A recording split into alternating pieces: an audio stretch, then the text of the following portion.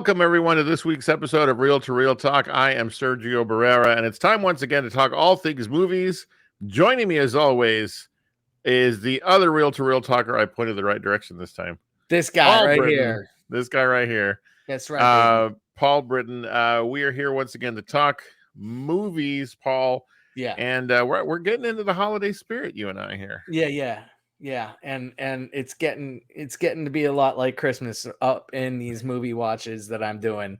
So I'm looking forward to. I love Christmas movies. I love Christmas. I love people saying happy holidays to me and just knowing that they mean love and awesomeness. And I just love it. Yeah. Absolutely. For myself, it's a great time of year for sure. But it's going to be an interesting conversation because today we're going to talk about Santa Claus in film. Yeah. Let's tell them why we're doing this. Like, let's not bury the lead. There's a prelude here as we come to you live on Twitch.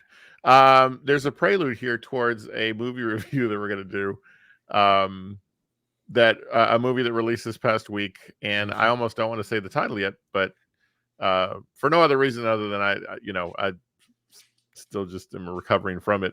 We're going to be reviewing the movie Violent Night tonight, and it got us thinking about Santa Claus in movies. Mm-hmm. Like, what are our thoughts? And I think we went from picking favorite Santas, I think, or I just thought, you know what, let's just talk about Santa in film, because here's what I discovered, Paul. Yeah. When I put my mind to, okay, which Santa Clauses have I appreciated or not appreciated? Here's what I learned.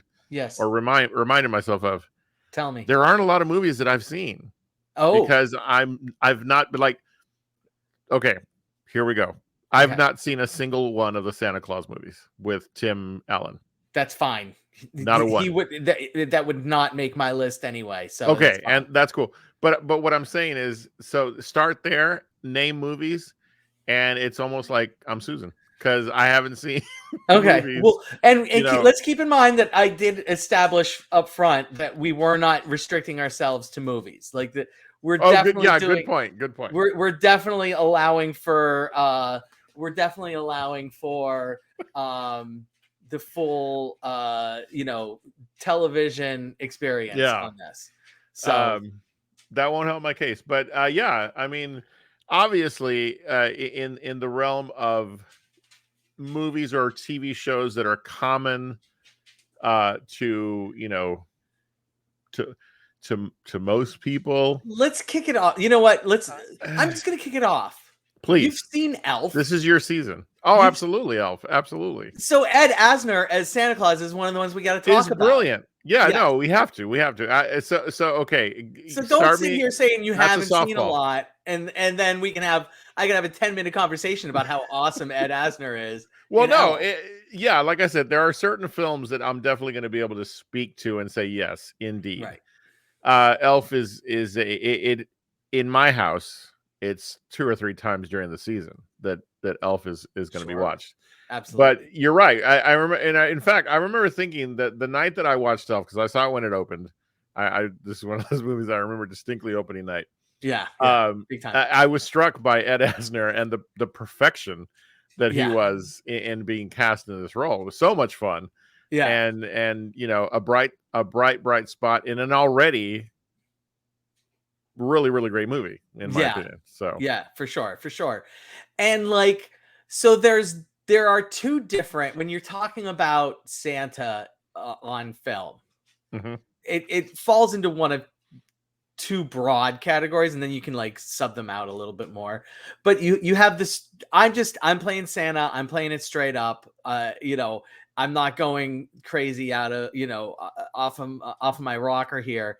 Yeah. And then there's the, all right, there's something going on with this Santa, and it's more than just Santa, and so Ed Asner in Elf is the straight up Santa. But the thing I like about his straight up Santa is he's got a little bit of real world knowledge and real world acknowledgement to him. I love the exchange that he has with Buddy, when he's like, now there are 37 different Ray's pizzas in New York, but the real one you want is on 37th Street. And it's true, because there's Ray's, there's famous Ray's, there's the real famous Ray's, there's the real Ray. Like, it's all Ray's pizza. Right. But, you know, and I don't know which one's the real one. I don't know if I've even been to the real one before.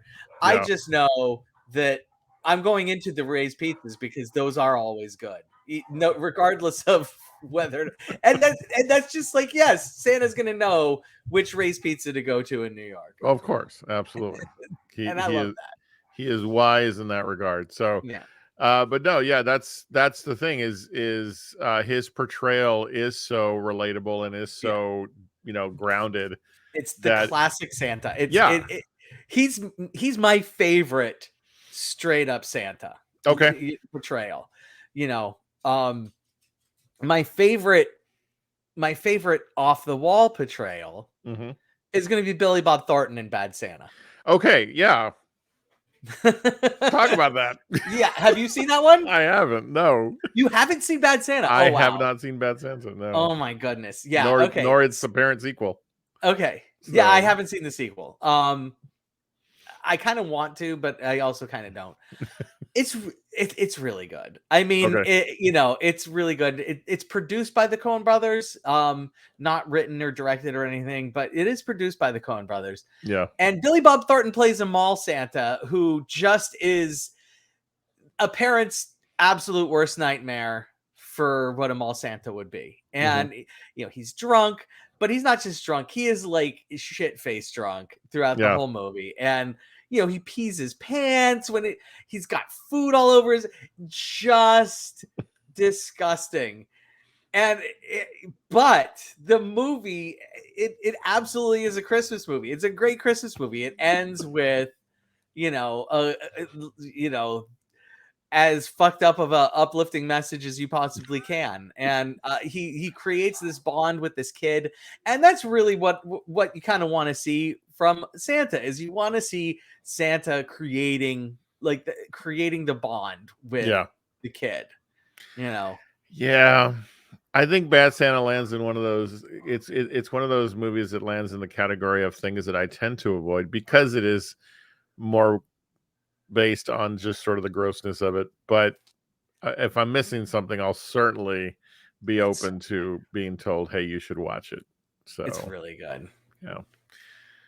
Maybe you'll make me watch that for next week. But it's not, it doesn't begin with a B. Or I mean an S, I should say. If it was Santa comma bad, then I mean, it's our show, our rules. That's true. But yeah, so yeah, Bad Santa is not one that I'm familiar with. Elf for sure. Yeah, I think that as I look across, because I'm looking at literally at a list of you know, Santa in media. Sure. Again, so many of these films have like, how about, away from me. I like, you know, like, for another straight up portrayal, and he's only in it for 2 seconds, but like Santa in Scrooged, in the where he's interacting with Lee Majors, right? Yeah, I mean, that's just so funny, you know. It's like, yeah, no, you're right. I do recall that. But again, like I'm looking at, like, okay, so I'm familiar with the Miracle on 34th Street. You know, that's a classic, right? Although on rewatch, it's really slow. That movie is not on my list of movies I feel like I need to watch every Christmas, just because of how slow it is. It's just very like, slow. Oh, I didn't remember it being that slow, and I was like, oh my gosh. Yeah. So, you know, classic portrayals like that, I remember fondly. You know, I have an affinity for the and you'll be surprised by this, the old classic animated Rudolph the Red-Nosed Reindeer. Good. We need to talk about this. Right, because you know, again, that's what I remember. Because I think as I've gotten older, it's not that I'm a cynic about Christmas. It's just that I don't lean in towards movies based on Christmas as heavily as I did when I was a kid, right? Okay. And so as a kid, I would have only been exposed to these classic, I don't want to call them cartoons, but, you know, stop motion animation kind of stuff. Let's talk. We got to talk about Rudolph, and specifically, not the special, but Santa in Rudolph. Right. We have to talk about this. So, Okay. are you of the opinion that the makers of this special knew they were writing and presenting on screen literally the shittiest Santa? And by shitty, I don't mean like a bad portrayal. I just mean Yeah. like the absolute worst traits of Santa as a human being and putting him up on screen. Do you think that was intentional, or do you think it's just as time passed, we now realize, you know what, everything that Santa does here is like so proto 70s or proto 50s garbage, or like that special is a product of its time. I mean, it's 1964. Okay, 100%. So 100%. it's a product of its time. The focus is not Santa, right? Right. And so it's almost, when I watch it, I've had similar thoughts, but the thought I've had is it's almost like they forgot Santa was going to be in it. And so they sort of slapped together what Santa was going to end up being in this overarching special of, what role is Santa going to play? Right. And he ends up playing literally the antagonist, like the key antagonist other than the Abominable Right. Man. Like, he is the antagonist of the first act. Like, there's no way around it. He makes everybody feel bad about themselves. And I what? Like, I didn't realize this is something that you have to watch it as a kid and fall in love with it so that you can appreciate how horrible Santa is as an adult. Because he is so bad.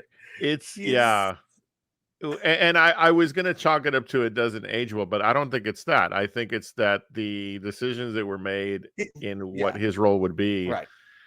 And I've even tried to reconcile it with, okay, well, what does the song say? But the song doesn't really bring up Santa much, you know? Not at all. So I think they felt like they had to fill out this character, Santa but says, they just really went. Yep. Yeah, won't you? Well, but the song doesn't mention that Santa tells Donner that his kid's a freak and the kid's never going to be able to go on his sleigh with his freakish nose. And you better hide your freakish kid from me. Otherwise, I'm probably going to have to kick you off the team too. I mean, man. It's, it's really bad. It's really bad. And the elves sing a song and they do the best that they can. And he just basically shits on them and says, well, that sucked. Goodbye. It's like, what, Santa, what are you doing? At least Mrs. Claus comes in and is like, no, that was actually really good. You guys did a good job. Yeah. Well, you've just ruined that whole experience for me. So I love it though. My spouse hates it. Yeah. Jen, for the reasons of what you're saying. It's one of my favorite things for the reasons that I'm saying, because it has not aged well. I love it because it has not aged well, and my son loves it too. And he's known since forever that it's just completely inappropriate, but he really enjoys the inappropriateness with me, and and he enjoys how horrible, like, it's literally evil Santa, like, I mean, that's what it is. It is literally evil Santa. So yeah. Well, I mean, not only have you affirmed my thought about it, but I think you've even made it so where now I got to watch it again and see how much more I can find. Another fun Santa portrayal is we're going back to the mall Santas is from Christmas Story. Yes. Okay. So I wasn't sure if I could bring that one up simply because it's such a short moment in the film, but we're doing all of it.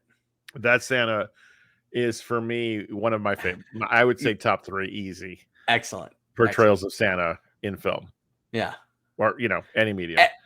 There are things that, if you are a fan of Christmas movies, and particularly Christmas Story, like just somebody coming up to you and saying, ho, ho, ho, you know exactly where that's coming from. Sure.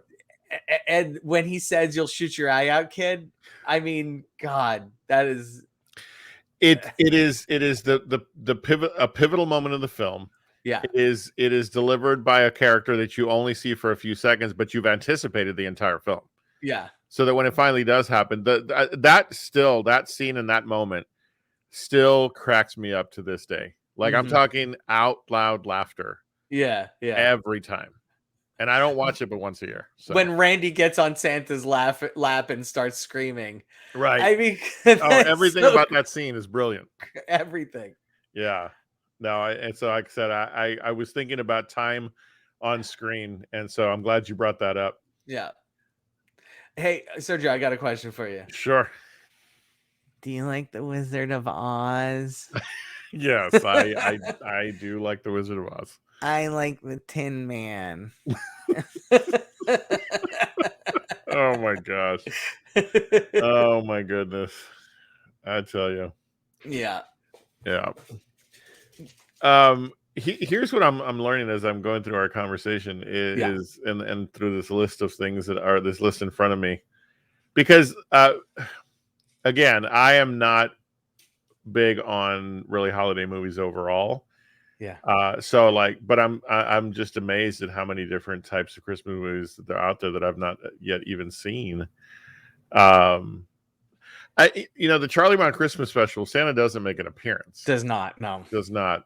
Nor You know what? does he. Does he in Nightmare Before Christmas? Yes, he is. He plays a semi major part because the whole thing is that Oh, that's right. That's Jack right. Okay. needs the lock, shock, and barrel to go Right. kidnap Santa. That's right. That's right. Yeah, That's right. he's got It's been so long. that's on Ed Asner level of Santa for me, where Okay. it's like Santa's just a guy, like Santa's a guy and he's doing his thing, and just don't fuck with his thing. Just let him be Santa, man. Right. Right. There's a Santa Claus moment in a movie that has to come up, and I'm trying to remember if we've talked about this before, but it's only the suit. I'm intrigued. Trading Places. Oh God, Not Dan not the Aykroyd character. as Santa. Yes, Dan exactly. Aykroyd as Santa is using the Santa suit to steal salmon. I mean, Right. what's not to love? Okay, good. I was hoping you'd be okay with that because again, Yeah, for sure.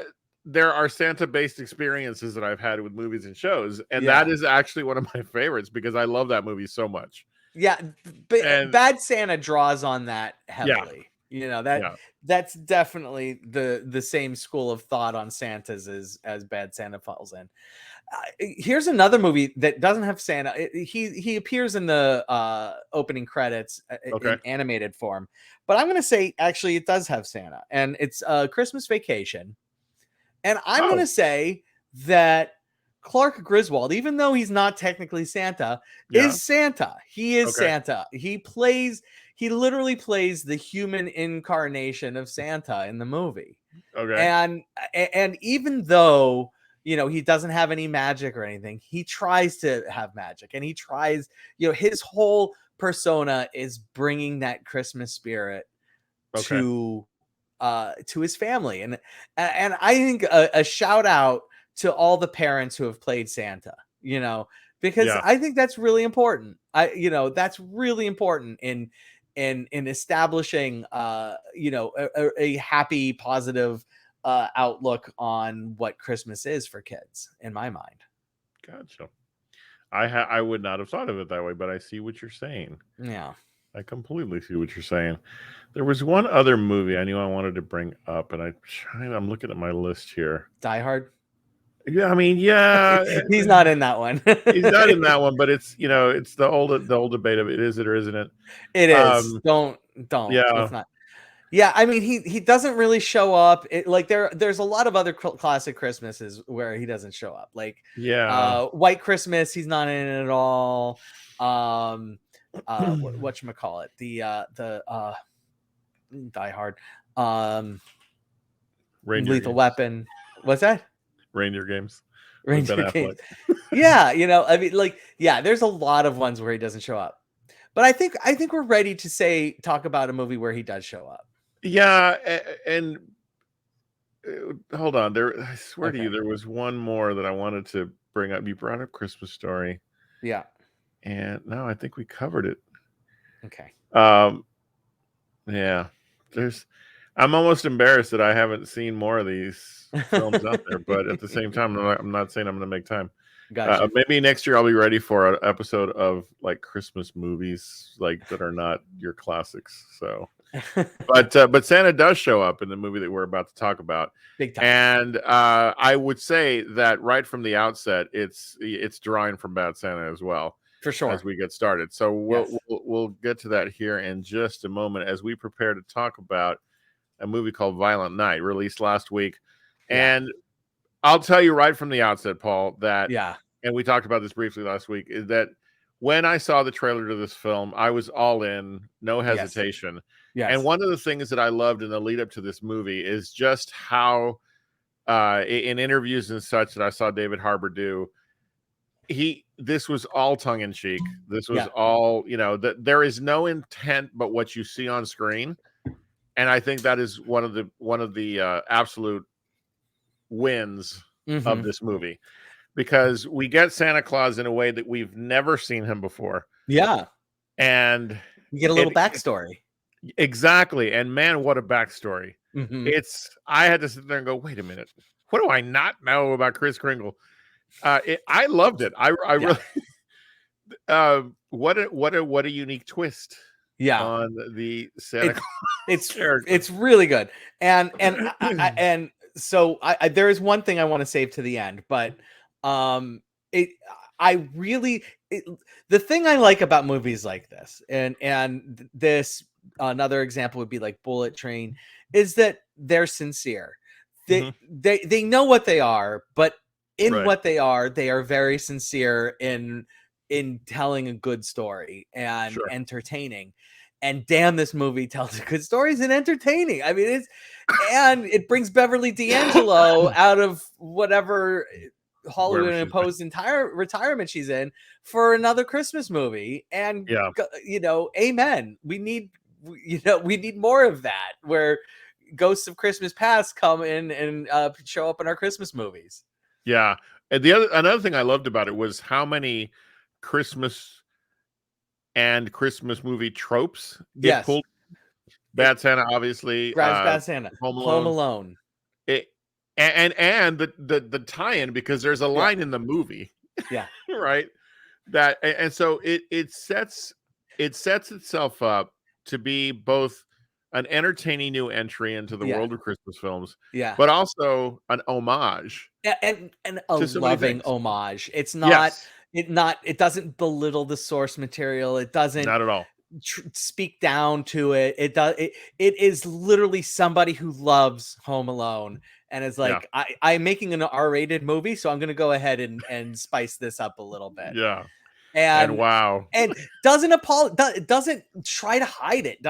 It's just flat out like, little girl loves Home Alone. She's going to make some traps. Boom. Yeah. And the creativity in terms of how those traps play out. Right. Everything about this movie for me was just so entertaining. Completely, again, my love of action films. I love every action trope out there. John Leguizamo, I don't know what's going on with him, but he's got some movies here recently that are equal parts ridiculous but fun. He's just having fun at this point in his career. Talk about an over-the-top villain, which is such an action movie trope. He was fantastic.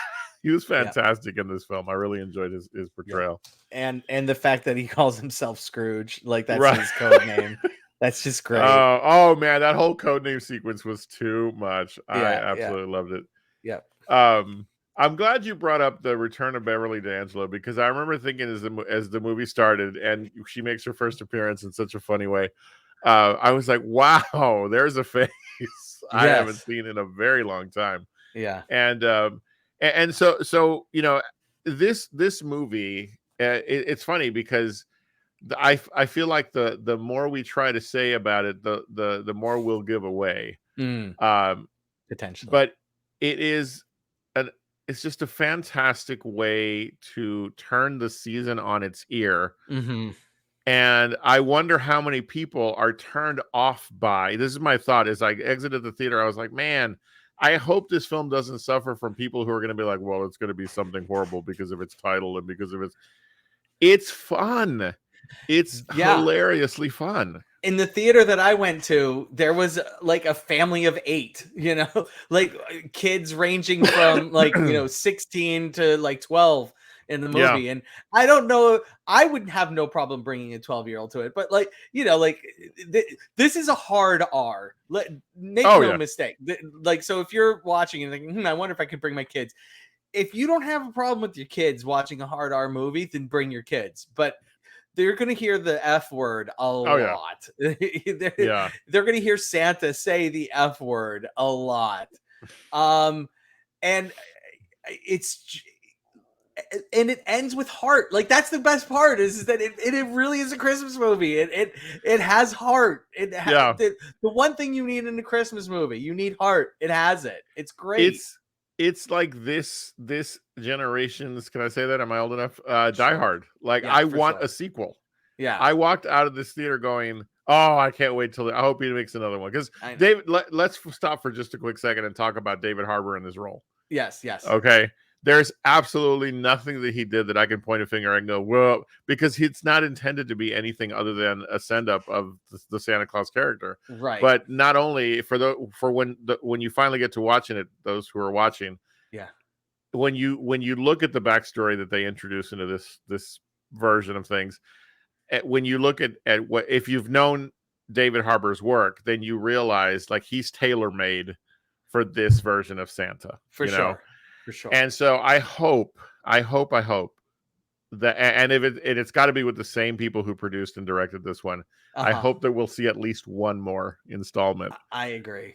Of this character. Yeah, and so, but since you mentioned it, I'm going to go ahead and my one quibble, one quibble is that, so they give you backstory, and you get, this is the backstory of the man who became Santa Claus. And then you get a little bit, and then you get some amount of, this is the story of what's happened since he became Santa Claus.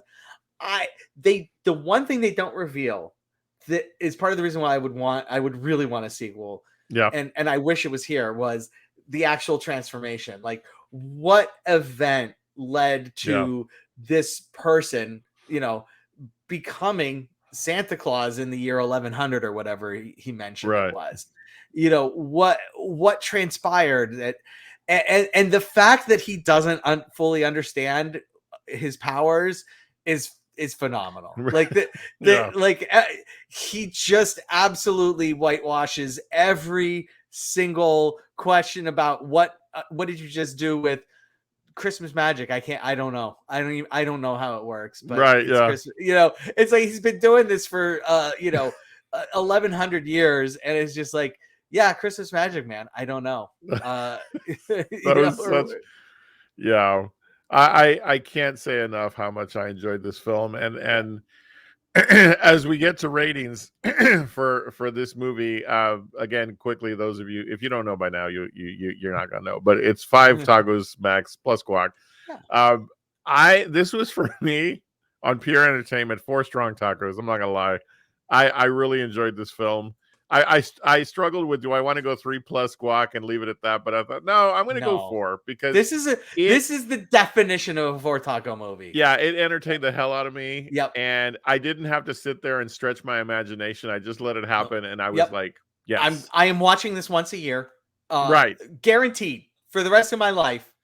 I'm going to get to like about the 20th of December. I'm going to be like, why the fuck haven't I watched Violent Night yet? Nice. And then I'm going to go put Violent Night in. Yes, Violent Night is 4 tacos. If you like Christmas movies at all, this is the one to go see. You got to give it a chance, man. And check it out. I hope it's streaming by Christmas. That would be like the one thing I will say. I love that you can get streaming movies early, and I hope this one is on by Christmas, because that would be a real present to the world. I hope so as well. Given the way things going, I think it's a pretty good chance. But I think it's a pretty good chance as well. VOD, it's going to be worth the $20. I promise you. Oh, absolutely, absolutely. All right. Well, that takes care of Violent Night, and we encourage you to see it because it is a whole hell of a lot of fun. Yeah. What's also a whole hell of a lot of fun is the segment we like to call "What the hell did I just watch?" And I will Yes. tell you, Paul, right from the Yes. start, when you told me what it was, I was like, "What?"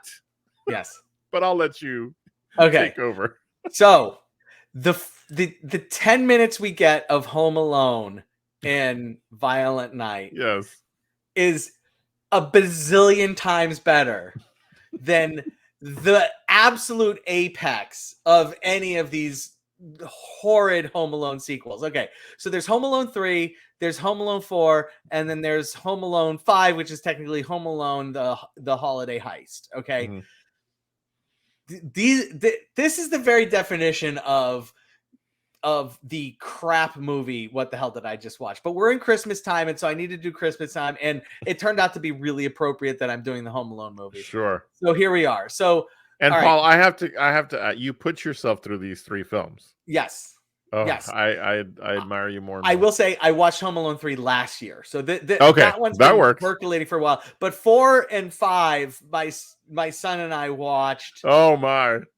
Thanksgiving night while we were Okay. decorating the tree and stuff. So we Got were it. setting everything up and we watched Home Alone 4 and 5. All right. So Home Alone 3.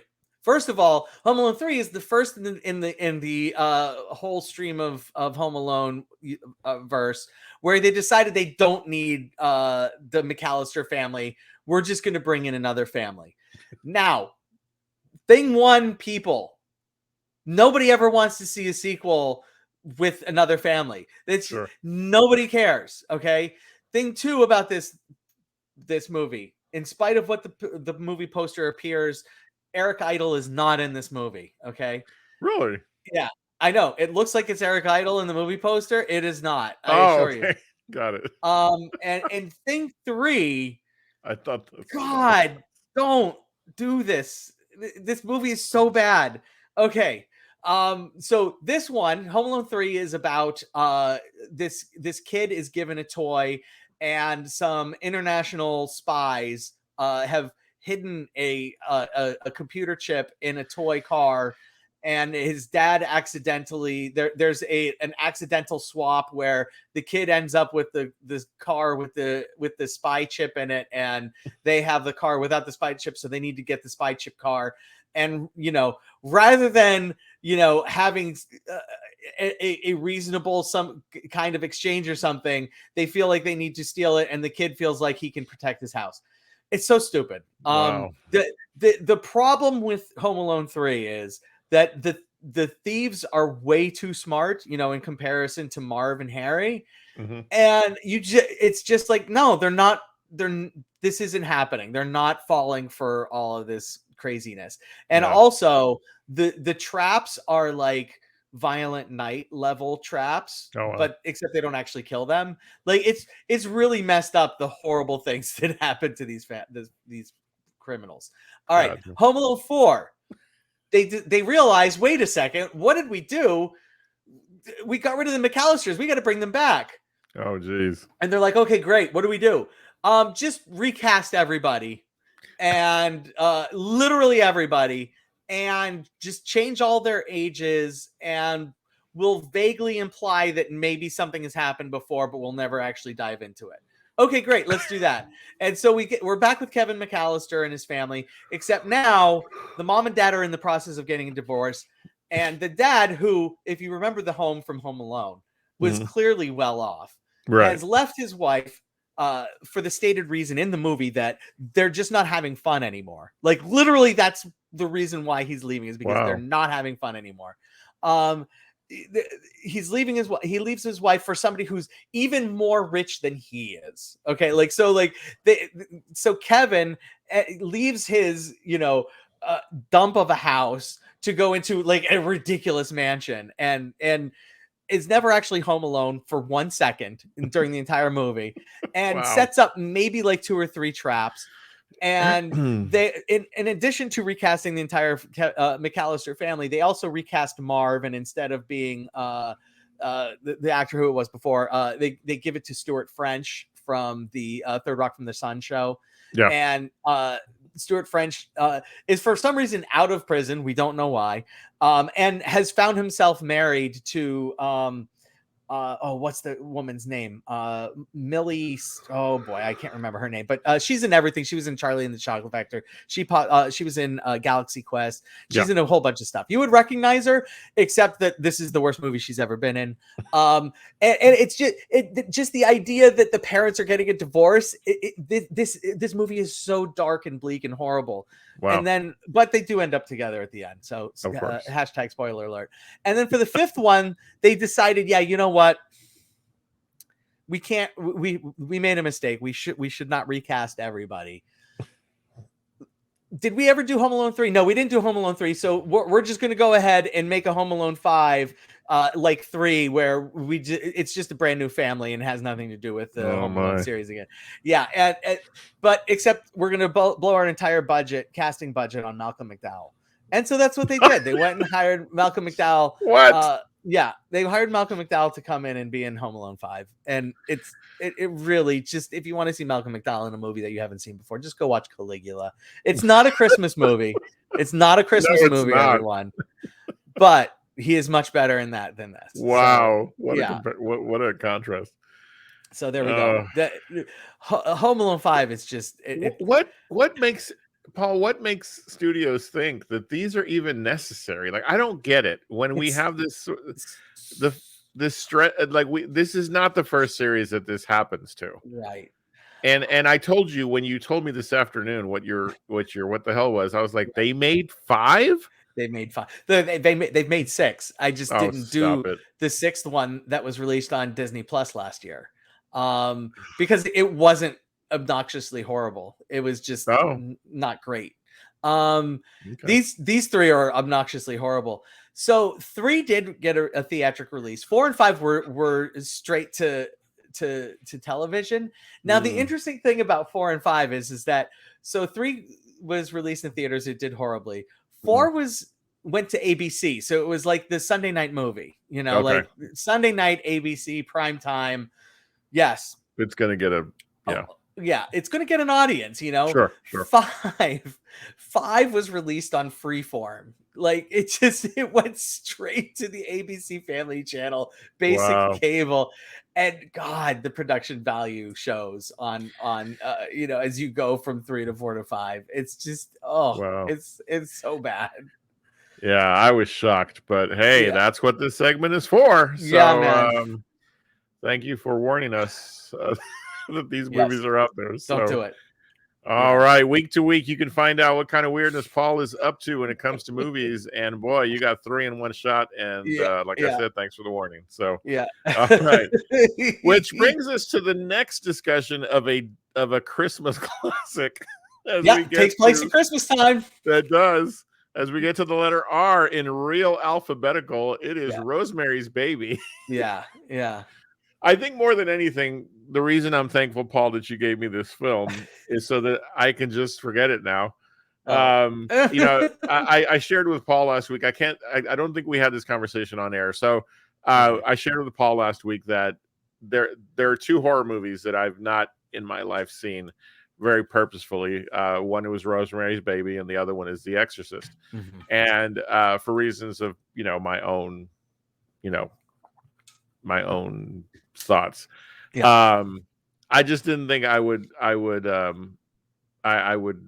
appreciate or enjoy them because I don't like being scared. So Rosemary's Baby, after I saw it, lands now where the Omen series from back in the early 70s. Sure. I can watch those now without any sort of trepidation. I don't know if you saw the entire series, but it was Omen. I've seen the first 2. It's been forever since I've seen anything but one. You're not missing much. Okay. But the first 2 I think are classic horror films that this comes from a stage where there was a lot there. You saw a lot of films around this time about satanic things, right? Antichrist, and so this is the movie that kicked that off. By the way, let's just be clear. Because Rosemary's Baby was 68 or 69. I think it's 68. Yeah. So 68. This is the one. This is the granddaddy. Yeah. And so real quick, when I to make sense of how I feel about this movie, to make sense of it, when I first saw Omen 2, it was I was not I shouldn't have been watching this movie. My uncle had VCRs. Paul had just come out, Oh, and okay. he'd gotten a VCR. It's this big, clunky, huge machine. I had one of those. Okay. A top And loader. so it was like, hey, let's bring the family over. Yes, absolutely. Let's bring the family over. Let's watch a movie. And I don't know why my family decided that we as kids could see Omen 2. Oh, wow. That movie traumatized me. But then on rewatch just a few years ago, I was like, oh, okay, it's not that bad. I mean, it's just, I was a kid. I wasn't ready for it. Right. That's where I am with Rosemary's Baby. I finally see it for the first time this past week. And I'm like, what was I worried about? It was fine. Yeah. It was creepy, it's super creepy. I like some of what is done with, the ambiguity of things. Yes. I appreciated that. I think my only complaint is the ending, not for the reasons of does she give in, does she not, is she, but because I know that there has not been a worthy follow-up. I know there has been follow-up, but not a worthy follow-up to because there was actually a second book that told the story further. But on film, you can't point to a follow-up that you would put against this movie and go, you got to see the sequel. You know what I'm saying? Right. No, yeah. And so in and of itself, I enjoyed this movie. I did. Okay. Yeah. When I look at it from the lens of a more mature Sergio, and I wasn't scared at all. It didn't frighten me, but it did give me the willies. And I was like, yeah. And so it still is effective in doing that. And I'm glad that even though it says Q, it's an R movie. I'm glad that I saw it because at least I've got that one off the list. Sure. Now that leaves only The Exorcist. So we'll see what happens. So you were supposed to have watched The Exorcist leading into Pray for the Devil, but I guess that didn't happen. No. Well, when was Pray for the Devil? Pray for the Devil was a few weeks ago, but you ended up not being available. And that's right. That's right. Yeah. So this one, The Exorcist is way scarier than this. Like The Exorcist absolutely it's fucking scary. This movie is not scary. This movie, like you said, it sets a tone that is just unsettling, and it really does a great job of that. And then the ending where it's like, wait a second, what is she doing? Right. I think that's a lot of what I love about the movie is that it has that sort of, it leaves you wondering what the heck, man. This was not, it was 30 seconds ago you were feeling a certain way. I love the over the top late 60s 70s performances, of the people in the cult. Can we talk about Mia Farrow for like 2 seconds? Sure. Jesus Christ, Mia Farrow. Yeah.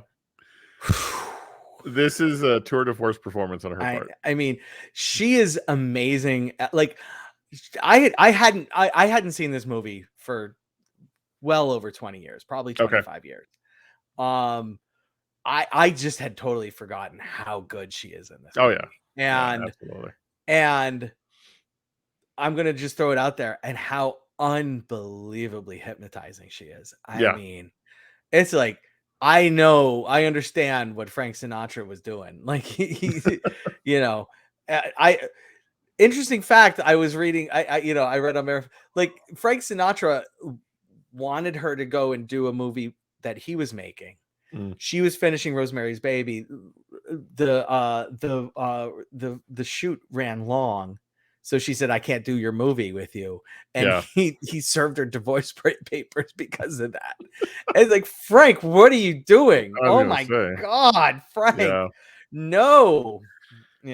Absolutely captivating. And again, a movie that I otherwise, other than the show, I wouldn't have thought to watch, and I'm glad I did, because her performance is phenomenal. The story is told really well, adaptation of a book, but just and oh God, the moment between her and her husband at the end when he says to her, "I told you you're not hurt. I told you they wouldn't hurt you," and her reaction, is so perfect. I was like, oh man, and it could have been so much more, but Yeah, and little moments like that, I love it. and that's the moment where it's like, I wish, like it's like, oh, shit, she's gotta, like, she's gotta bail, but Right. but there's what happens 5 minutes later is what Right. I want to like, but it's so good that they don't. It's so good that they don't show it, because Yeah. it really, really is effective in just, you know, And setting up the the the the creepiness, like keeping the creepiness going after yeah. you leave the theater, Yeah. you know. No, absolutely. And there's something to be said for that very quick micro clip that they weave into that last part, where there's, because again the audience is left not knowing, but like Mhm. you can, it's so cliche, but it's often said, your mind will do more than what, I'm paraphrasing, but what you imagine will always be more horrifying than what they could have shown you. Yeah. And I think that this movie uses that approach really, really well. And so, yeah, I'm glad I saw it, because I appreciate it as the good piece of film that it is. Yeah. So, all right, well, we are up to the letter S for next time around. So we'll see what kind of Santa Claus movie Paul makes me watch. So.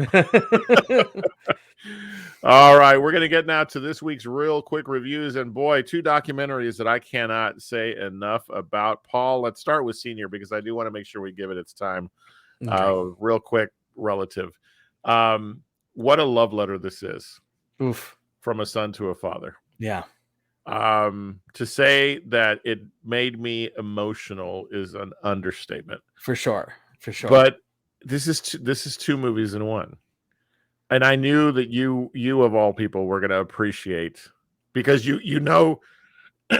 I'm sure you're more familiar with Robert Downey Sr.'s work. I'm really than me. not at all. No, I'll be okay. honest with you. Yeah, like that's like a huge blind spot for me. Okay, I've never seen any of his stuff, so gotcha. I was learning as much as anybody on this. Okay, I knew that he was a director. I knew that he was in underground cinema, but I didn't know his work. Right. Mhm. And I still can't say that I do, but I know that what this documentary does is it is an unblinking look at a father and son relationship, at what it's like to have a parent in a deteriorating condition, what it's like to have an opportunity to celebrate your relationship on film. And the thing I loved most about this movie was how much of it was just purely about Robert Downey Sr. Yes. Not just his story,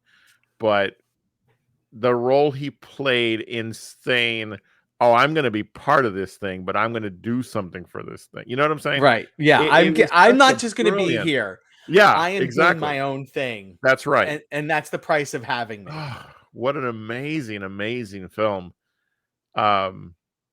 I a lump in my throat the entire film, Paul. Like, I really enjoyed this. But as someone who is way more experienced in cinema, what does this movie mean for someone like you? Yeah. Well, so it makes me want to go and find his movies. Like, literally. I mean, that's really what it made me. It was like, here's just somebody that is clearly important to a subset of moviegoers and of film historians, and having not been exposed to his stuff, Yeah. I'm intrigued, because it's like, don't be surprised if one of his movies pops up and what the hell did I just watch? Oh yeah. Oh no, absolutely. Because it's really, really interesting, and that there's this guy out here that kind of feels like the grandfather of like independent cinema, Sure. and not just independent cinema, but like independent gonzo cinema. And Robert Downey Jr. makes the comment of like how they had 2 financial situations. We're good and we're flat broke. Right. And we're good meant we had $500 in the bank. And Yeah. it's like, and you just, based on the way that he carries himself, that's not the what you would have expected. You would have expected that they actually did, pretty well, but that clearly wasn't the case. And Yeah, it's, yeah, it's, yeah. yeah. There's something to be said also, I think, for Robert Downey Jr.'s career is such a fascinating journey. Mm-hmm. From back in his younger, more troubled times to who he's become now. And the thing that I loved about his approach to this project, and you see it right there on screen, Yeah. is again, it's unflinching. It is, his dad doesn't have to be pressed into talking about things Mm. that most people might shy away from for wanting to protect your parent, right? The admission that, hey, I basically encouraged my son to try these things, Yeah. right?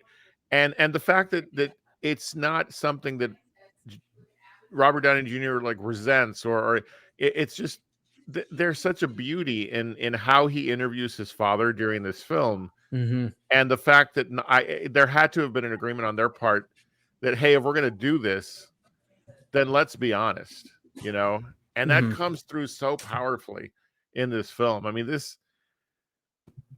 it was so honest and it was so powerful because though I knew nothing about Robert Downey Sr., Right. I see the massive influence he's had on his son, Yeah. you know, Massive influence, like just massive. overpowering influence. Yeah. And just the love of exploring the cinematic space, Yeah. and seeing what you could do. But, Junior obviously approaching it from in front of the camera versus his dad approaching it from behind. Behind the camera. Yeah. And, it, yeah, I mean, Yeah. it's really interesting. I hate to sound corny, but it's the essence of this film is captured in this movie poster. Yeah, I for love sure. this picture Yeah. because it is literally a depiction of what this movie's about, and Very much so. I'm so glad it's available on Netflix because I really want. Well, yeah, I'm waiting till after the show to go on my Facebook and encourage people to watch this movie Yeah. because it's beautiful. It's It really is absolutely beautiful, beautiful.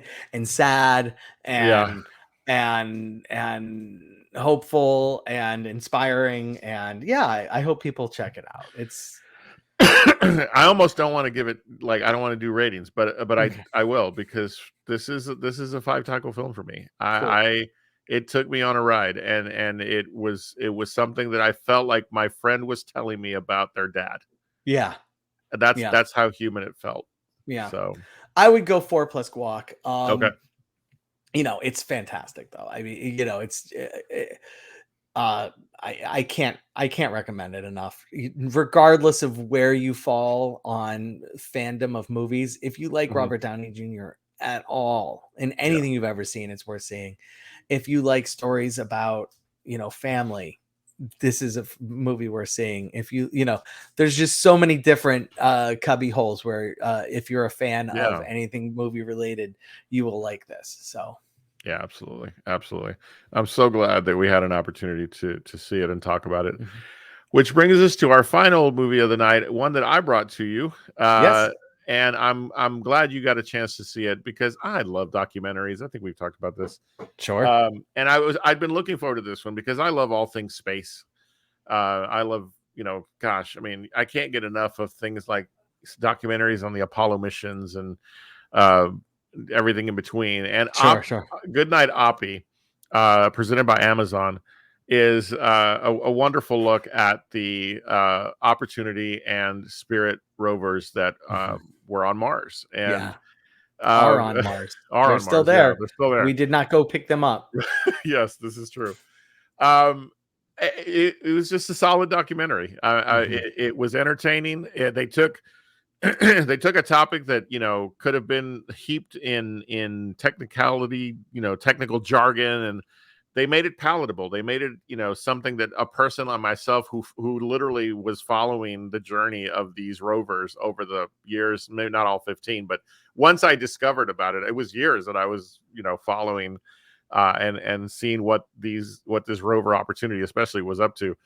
And I'll never forget the day that it was 2018, I think, if I remember the dates correctly, where and I first saw it on Twitter, where NASA tweeted the final message from the Opportunity rover, and it was just like, it was heartbreaking. It was, you know, I think this is a great example of Paul, of a documentary that can take what might to some people be a static object that it's great that it's out there, but whatever, and it might get you fired up to explore more about what we're doing in the universe.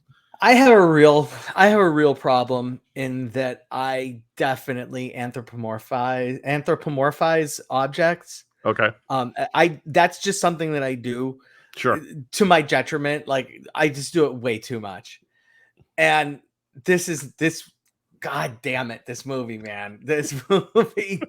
I mean, don't tell me these things don't have a soul. Just don't tell that to me, because fuck you, they do. And they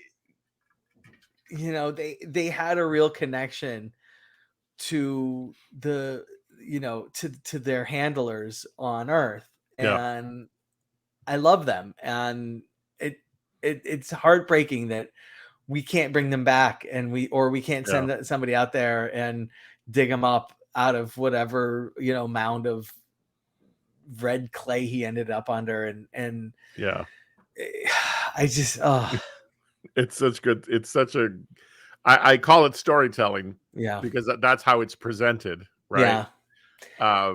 And damn it, if I didn't want to go watch The Martian immediately after. I didn't, because I'm in the middle of Christmas movies. But like, the timing of this was absolutely my thought.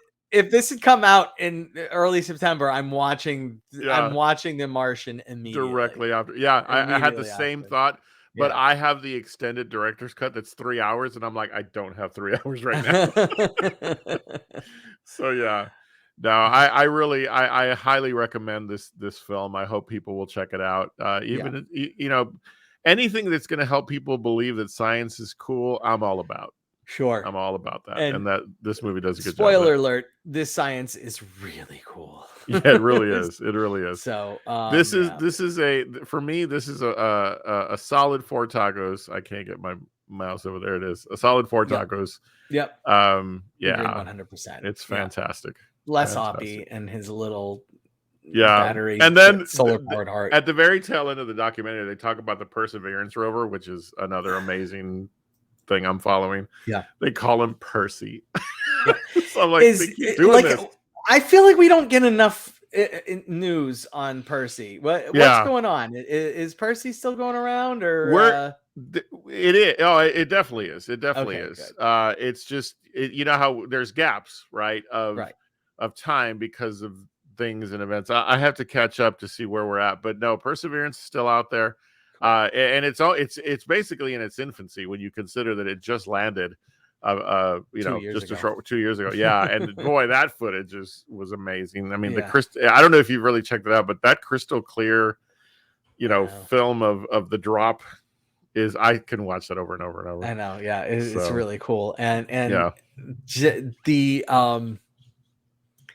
like, just the idea that, like, they knew the last one lasted 15 years, and it's like, so what's their expectation for Perseverance? Like, what?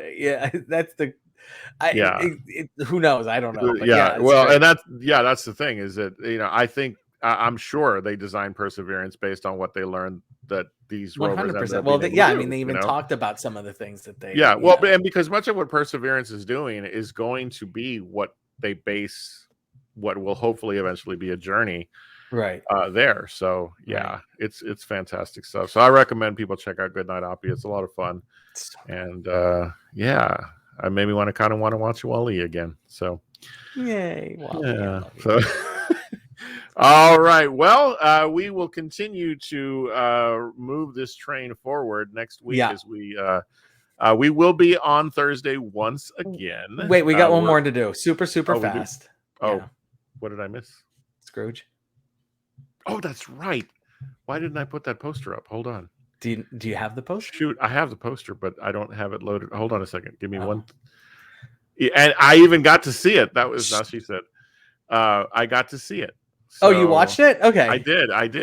Because that's not going to work for me. So, but hey, look, give me a second. You start talking about it, and I'll make it happen. So Netflix just released an animated Christmas Carol movie called Scrooge Christmas Carol. And so full disclosure, my favorite Christmas story in general is A Christmas Carol. I am just, give me Christmas Carol stuff. Nom, nom, nom, nom, nom. I'm going to eat them up. That's part of the reason why I loved Spirited last week so much. Okay. Is because it was the Christmas Carol story. Gotcha. My favorite Christmas movie to watch every year is the George C. Scott Christmas Carol from 79 or 80. I love it, love it, love it.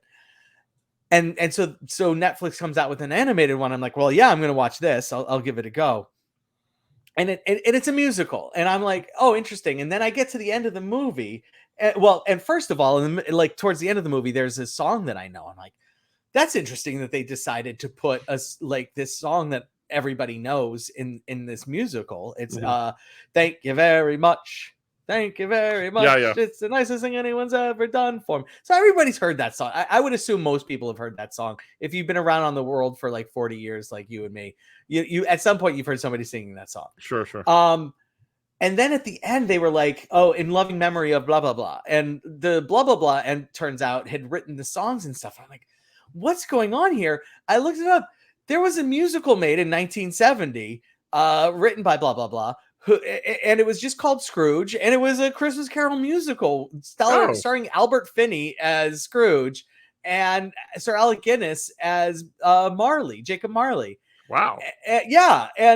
And so this animated Scrooge, A Christmas Carol, is based off of Scrooge from 1970. And so, okay. Yeah. And so like the 1970 version is pretty much a straight telling with music and a couple of minor adjustments to some of the Scrooge, the Christmas Carol story. Whereas here with this animated version, there are some major changes. Oh, sure. It's interesting because one of the things I feel like is if you're going to do a Christmas Carol, my feeling is you either just go for it and just do a really good to great version of the story, or genuinely change it, and not just by changing some of the story, but like bring it to a different time period, preferably modern time, like they did with Spirited, or whatever. Like what this animated version does is the one thing that I'm kind of like, I'm not really a big fan of, which is keeps it in the 1800s and drastically changes the story. Oh yeah, gotcha. I mean, they add a dog, and there's a lot of things going on here. But if you have kids, if you like the story, and you have kids, and you haven't figured out how I'm going to introduce them to it, and because for some insane reason you haven't thought, oh, there's the Muppet Christmas Carol, this is actually a really good, I think this is a good introduction to this story. I enjoyed it. Yeah, it's the songs are lighthearted and fun. Except for one of the songs is actually quite touching. That the song that Scrooge sings, like about halfway through, where he's kind of singing the song about his the regrets of his life, and it was like a really touching moment. But yeah, I mean, it's fun. It's got a dog. Check it out. That's it. I was actually taken by the song that Isabel sang.